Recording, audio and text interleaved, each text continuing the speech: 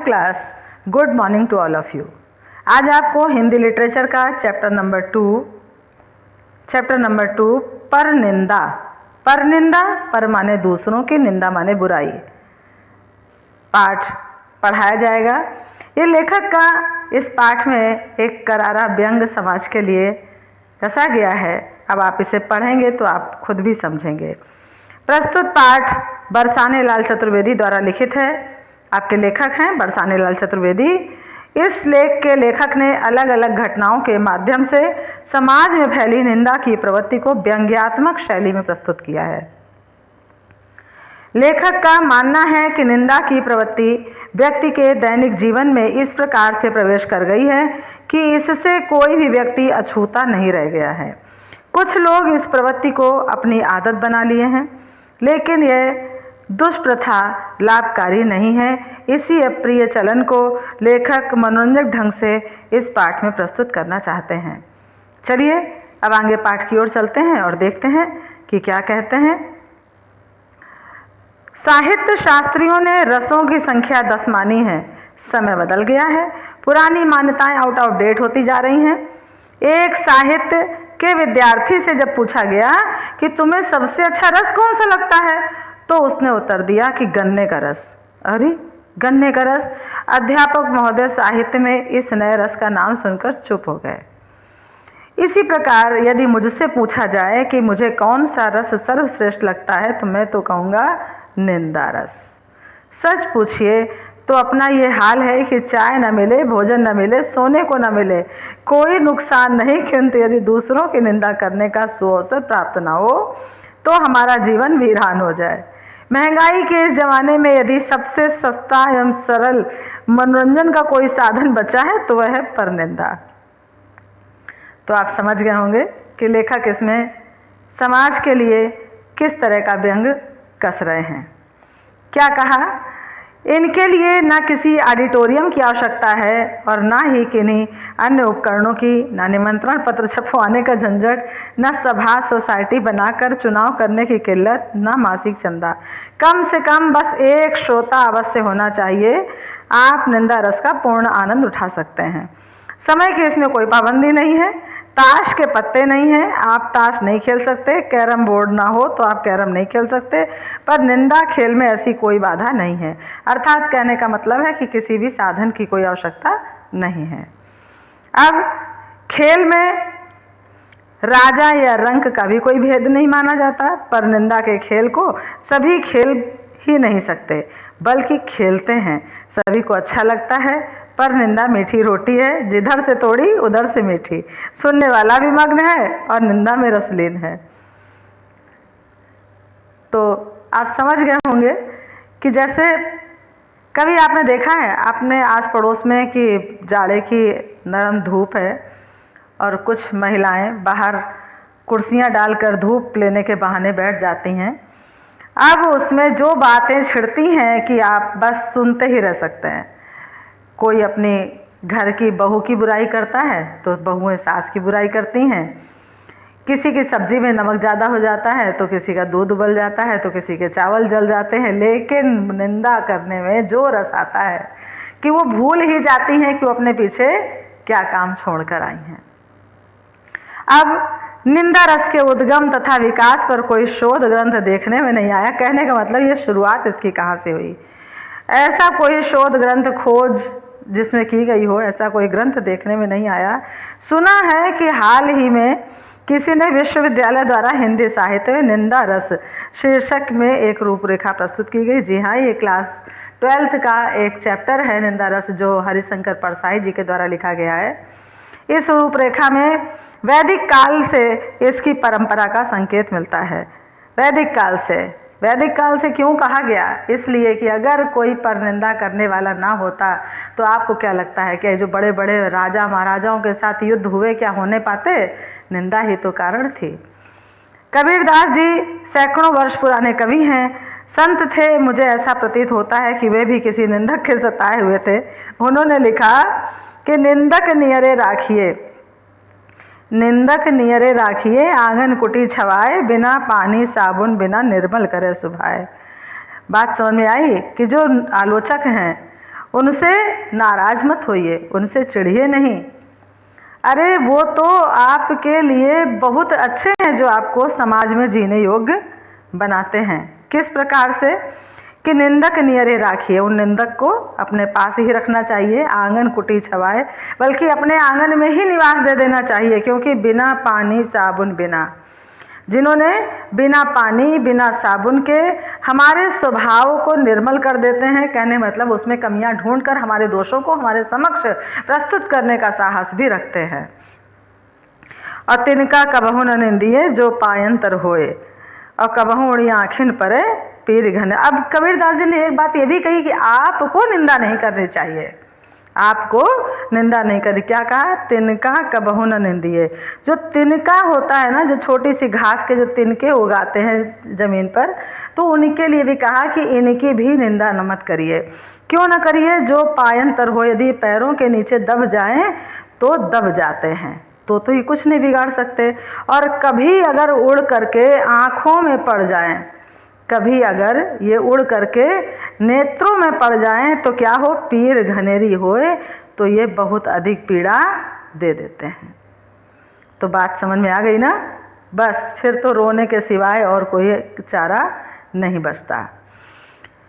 तो आगे चलते हैं। कबीरदास जी तो महात्मा थे, यदि उनका सिद्धांत सब मानते तो निंदा पीठ पीछे न की जाती। सच पूछा जाए तो निंदा का आनंद परोक्ष में ही होता है, कोई सामने तो करता नहीं, जितने करते हैं सब पीठ पीछे। प्रत्यक्ष करने का किसी के पास साहस नहीं होता। निंदा इसीलिए की जाती है क्योंकि निंदा पीठ पीछे होती है, और कोई भी निंदक को सादर आमंत्रित करके यह भी नहीं चाहेगा कि निंदक द्वारा निंदा सुनकर वह अपने मन को निर्मल कर ले। कबीरदास जी तो तिनके की निंदा करने को बुरा समझते हैं, किंतु आजकल निंदा के क्षेत्र में नए क्षितिज छुए जा रहे हैं। निंदा करने में लोग अपने डैडी जी को भी पीछे नहीं छोड़ते। गुरु जी तो क्या, गुरु जी की तो किसी में गिनती ही नहीं रहे। एक विद्यार्थी ने जब परीक्षा में फेल होने का कारण पूछा गया तो बोला कि हम तो अपने डैडी की लापरवाही के कारण फेल हो गए। हमने पूछा सो कैसे? उसने बताया हम तो परीक्षा दे आए, बाद में डैडी को परीक्षकों के पास जाकर अंक बढ़वाने थे, वो उन्होंने नहीं किया, इसी का नतीजा यह है कि हम फेल हो गए। वाह वाह, क्या छात्र हैं! जिम्मेदार कौन हो गया? डैडी हो गए, फादर हो गए। हम उनकी मुख की तरफ देखते रह गए। कहने का मतलब कमियां ढूंढने वाले कहाँ से कमियां ढूंढ लेंगे, कौन सी कमी ढूंढ लेंगे और आपके सर पर अपना ठीकरा फोड़ देंगे। आप खुद नहीं विचार कर सकते कि वो क्या अगली बार कहेगा। एक घर में दूसरा उदाहरण दिया कि एक घर में सास दिन भर के लिए कहीं गई हुई थी। किसी पड़ोसिन को उस घर में कुछ लेना था। सास कभी किसी को कुछ दिया नहीं करती थी। पड़ोसिन चतुर थी, उसने सास की निंदा करना आरंभ किया। बहू ऐसी रसमग्न हुई कि चीज ही नहीं दी, बल्कि अपनी ओर से उसे अनेक उपहार भी दिए, और शाम तक बिना कुछ खाए उस पड़ोसिन से सास की बुराई सुनती रही। हमारे पड़ोसी मज़ेदार व्यक्ति हैं, उन्हें आप सदैव पर निंदा में लीन पाएंगे। यदि पर निंदा में कोई विश्व प्रतियोगिता होती तो कई पुरस्कार वो प्राप्त कर लेते। किसी की प्रशंसा सुनना वे पाप समझते हैं। आप किसी की तारीफ करें तो वे तुरंत कहेंगे अजी 4 पैसे हो गए हैं, पर इनके बाबूजी भूखे मरते थे। कई बार तो उनकी माँ हमारे घर से आटा मांग कर ले गई। इनकी बहन की बारात में बड़े फजीते पड़ जाते हैं अगर हमारे डैडी इन्हें रुपए उधार न देते। सोचिए, किसी का सुख भी देखा नहीं जाता। वास्तव में सत्य बिल्कुल कहा गया है, आज का आदमी अपने दुख से दुखी नहीं है, दूसरे के सुख से ज्यादा दुखी है कि अगला व्यक्ति सुखी क्यों है। अब अगला उदाहरण, उसमें लेखक क्या कहते हैं कि एक दिन मैं और एक कवि सम्मेलन में गए। उन्होंने कई कवियों के मुंह पर उनकी प्रशंसा की। लौटते समय उन्होंने सभी कवियों को अभिनंदन करना शुरू किया।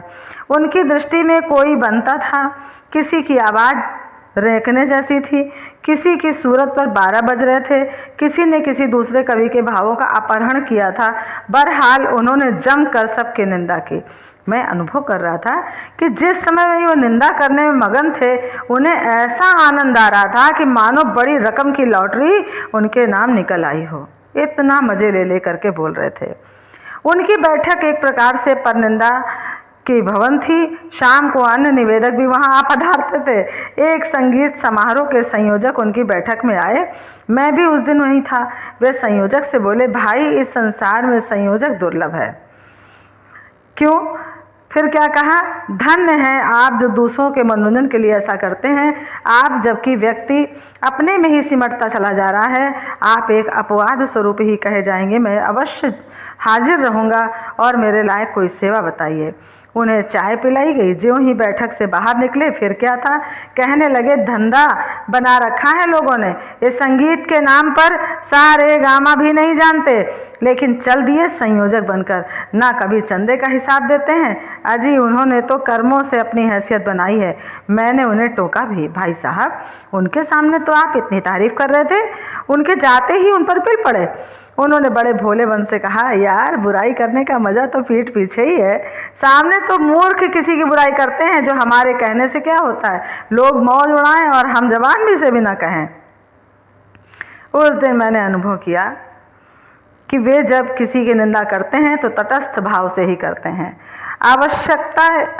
आवश्यक नहीं कि जिसकी वे बुराई करते हैं उसका दिल दुखाना उनका उद्देश्य नहीं। कई बार वे अपनी इस आदत के कारण परेशानी में भी पड़ चुके हैं। अपने पड़ोस में रहने वाली एक प्रौढ़ बुआ जी के बारे में उन्होंने ऐसा ही कुछ कह दिया। वे घर पर चढ़ाई और लगी इनको धमकाने। काफ़ी आदमी भी जुट गए। जिससे उन्होंने बुआ जी की बुराई की थी वो साक्षी के रूप में सामने खड़ा था, उपस्थित था। भाईजान रंगे हाथों पकड़े गए। बचते तो कैसे बचते, बड़ी मुश्किल से लोगों से माफ़ी मंगवाकर उनका पिंड छुड़वाया। कुछ दिनों तक सावधानी बरती, फिर वही रफ्तार। कहने का मतलब, अगर निंदा करने की किसी को आदत पड़ जाती है तो वो उससे चूकता नहीं है, बल्कि उस अवसर की खोज में रहता है कि कब उसे मौका मिले और कब वो निंदा में रस ले। एक दिन ऐसा ही हुआ कि सार्वजनिक रूप से अपनी सास की निंदा कर रहे थे। वे इतनी बेगार करती हैं, उनका कैसा चिड़चिड़ा स्वभाव है, कैसी लोभिन है, आदि आदि। किसी ने सही कहा कि दीवारों के भी कान होते हैं। बैठक में सभी प्रकार के लोग जमते हैं। किसी ने श्रीमती दी से सारी बातें जाकर कह दी। अब सुबह सुबह मेरे घर आए और परेशानी की हालत में बोले, भाई क्या बताऊं, ऐसी बुरी बात आ पड़ी। मैंने मजाक मजाक में अपनी सास जी के बारे में कुछ कह दिया। किसी भिड़ाने वाले ने नमक मिर्च लगाकर श्रीमती जी से कह दिया, और कल से दिन भर में खाना नहीं बना और शाम को उन्होंने सब सामान भी पैक कर लिया है। मायके जाने वाली हैं, मायके जाने की तैयारी कर रही हैं। भाई तुम ही चलो, कुछ हो सके तो इस मामले को समाप्त कराओ। मैंने कहा, क्या यह सब आपके साथ पहली बार है? क्यों नहीं अपनी जबान पर काबू रखते हैं? मन बहलाने के और भी अनेक साधन हैं। क्या दूसरे की निंदा करने के अतिरिक्त आपका कोई मनोरंजन और नहीं है? किसी साधन से और आपका काम नहीं चल सकता? फिर भाई मर्द होने का कोई मसला होता है तो मैं चलता मियाँ बीवी के झगड़े में पड़ूं, बाल मेरे सिर में है नहीं। बहुत मिन्नत करने पर मैं उनके साथ चला गया। श्रीमती जी चेहरे पर ऐसी लाली जैसे कि जेठ के मास दोपहर के सूर्य की होती है। मैंने कहा, भाभी जी नमस्ते। उन्होंने बहुत ही औपचारिक मन से नमस्ते कहा। मेरी हिम्मत नहीं पड़ रही थी, समझ में नहीं आता कि बातचीत किस ढंग से शुरू की जाए। खैर साहब, किसी प्रकार मैंने साहस करके बातचीत आरंभ की तो वो भी भरी हुई थी, उबल पड़ी। आखिर बूढ़े होने की आस। अब तक तो ये बाहर वालों की निंदा ही करते थे, अब घर वालों का भी नंबर आ गया। कोई क्या कहे, माँ बाप की बुराई सुनेगा, और वह भी बिना किसी कारण के। भाई साहब, निंदा करने के कारण इनकी जो दुर्गति होती है, और ये है कि इस आदत को छोड़ नहीं पाते। अब तो पड़ोसियों ने भी बोलचाल बंद कर रखी है, जिसकी देखो उसकी बुराई। मेरे बहुत समझाने बुझाने पर भी उनका गुस्सा उतरा। उन्होंने श्रीमती जी के सामने प्रतिज्ञा की कि वे अब किसी की भी निंदा नहीं करेंगे, लेकिन मुझे पूर्ण विश्वास है कि वे शीघ्र किसी की निंदा अवश्य करेंगे, क्योंकि वे निंदा को ही रसराज मानते हैं। लेखक ने फिर उसी वाक्य को उठाकर ले आए कि रस कितने प्रकार के होते हैं, तो एक रस सबसे अधिक जो प्रिय है वो कौन सा है? निंदा रस। तो ये है लेखक आपके बरसाने लाल चतुर्वेदी। आज आपका ये पाठ पूरा हुआ। माय डियर स्टूडेंट्स, इसे आप फिर से पढ़िएगा, समझिएगा। Okay class, thank you everyone.